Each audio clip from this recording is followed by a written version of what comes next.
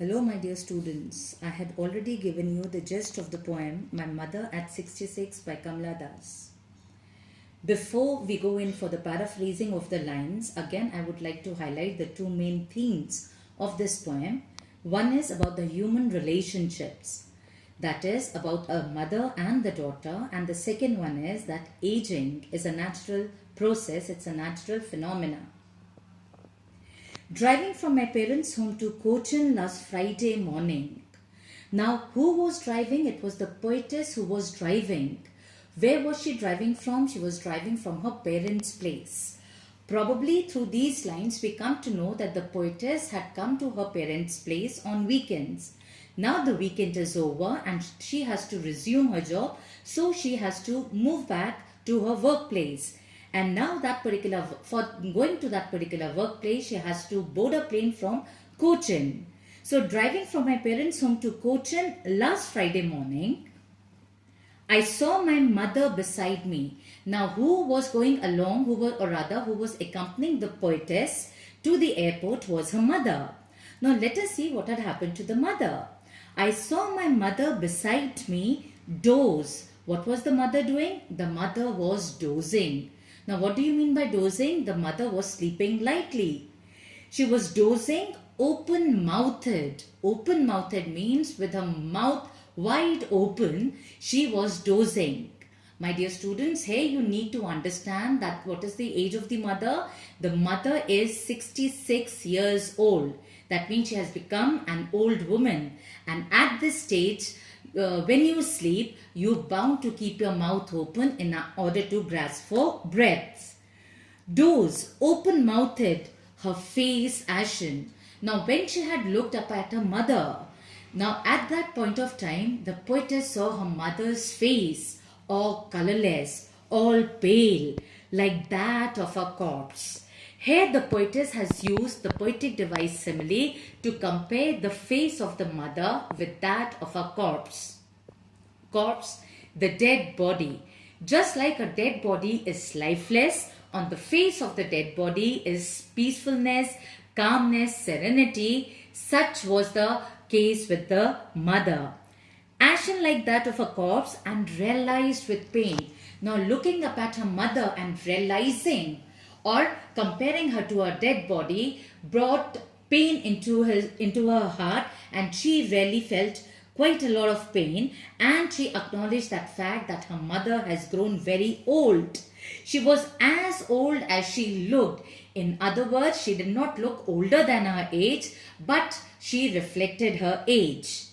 But soon, put that thought away. Now that thought, when she compared her mother to a corpse, a dead body, now that really brought unhappiness in her heart, unhappiness on her face, and she wanted to put that thought away. So she moved her attention, she diverted her attention from the face of the mother to the young trees that were sprinting and the merry children who were spilling out of their homes. My dear students, here you need to understand that Y of young and T of trees are given in capital letters to emphasize the contrast between the life inside the car, that is of the mother, and the life outside the car, that is of the tree. The life inside was dull, inactive, whereas the life outside was full of life, energetic, enthusiastic. The merry children spilling out of their homes. My dear students, when you are told to go out of the house, you really feel very, very happy. The same happiness she could feel on the faces of the children when she saw these particular children running out of their homes. But after the security check, now they have arrived at the airport. Now the person who has come to drop the passenger is not allowed to go beyond the security check. It is the passenger only who is allowed to go in for the security check. And her mother was standing only a few yards away from her. Few yards away, at a short distance away. Once again, she looked up at her mother.